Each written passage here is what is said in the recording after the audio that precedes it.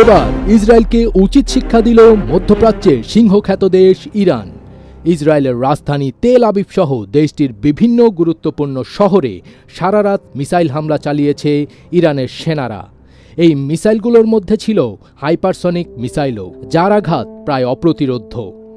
এই হামলার কারণে ইসরায়েলের বিভিন্ন শহরের বাসিন্দারা বাংকারে লুকিয়ে পড়েন এবং কেউ কেউ আতঙ্কিত হয়ে রাস্তায় দৌড়তে থাকেন। এই সময় সেখানে এক ভীতিকর পরিস্থিতির সৃষ্টি হয়। দি টাইমস অফ ইসরায়েল বাংলাদেশ সময় সোমবার রাত 1:45টার দিকে জানায়, ইরান নতুন করে মিসাইল ছুড়েছে।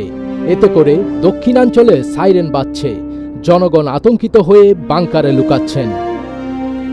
অন্যদিকে পারস্য উপসাগরে মার্কিন বিমানবাহী রণতরী ইউএসএস আব্রাহাম লিঙ্কনে ক্ষেপণাস্ত্র হামলার দাবি করেছে ইরানের রেভলিউশনারি গার্ডস।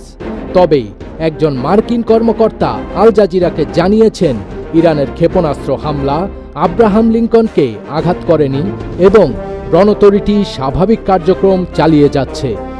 যদিও এর পক্ষে কোনো প্রমাণ দেখাতে পারেননি তিনি। টানা 3 দিন ধরে যুদ্ধের আগুনে দাউ দাউ করে পুড়ছে মধ্যপ্রাচ্য। খামেনি হত্যার প্রতিশোধ নিতে ইসরায়েল সহ মধ্যপ্রাচ্যে থাকা মার্কিন ঘাঁটিগুলো নিশানা করেছে Iran. Qatar, Bahrain, Jordan, Oman, Kuwait, Saudi Arab এবং সংযুক্ত আরব আমিরাতের একাধিক বিমানবন্দর, আবাসিক ভবন এবং হোটেল ক্ষতিগ্রস্ত হওয়ার খবর পাওয়া গেছে। হতাহত হয়েছেন বেশ কয়েকজন মার্কিন সেনাও। তেল আবিব, হাইফা এবং জেরুজালেমের একাধিক ইসরায়েলি লক্ষ্যবস্তুতেও ইরানের ক্ষেপণাস্ত্র হামলায় হতাহত ও ক্ষয়ক্ষতির খবর পাওয়া গেছে। সূত্র জানিয়েছে, ইরানের একটি মিসাইল সরাসরি তেল আবিবে আঘাত এনেছে। তবে বাকি মিসাইলগুলো আকাশে ভূপাতিত করে দেওয়া হয়েছে কিনা সেটি নিশ্চিত নয়। আইডিএফ মিসাইল প্রতিহতে আকাশ প্রতিরক্ষা ব্যবস্থা সক্রিয় রেখেছে।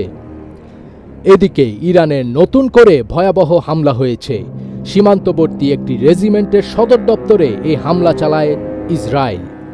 এতে 40 জন সেনা নিহত হয়েছেন বলে খবর পাওয়া গেছে। এরপরই ভয়াবহ হামলা শুরু করেছে ইরানও। অন্যদিকে ইরানের সর্বোচ্চ নেতা খামেনির মৃত্যুর ভয়াবহ প্রতিশোধ নেয়ার ঘোষণা দিয়েছে ইরান।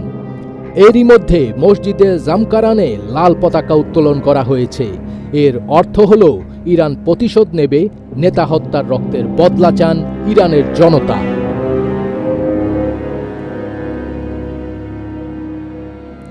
ফাজবিক তাজ, এটিএন বাংলা।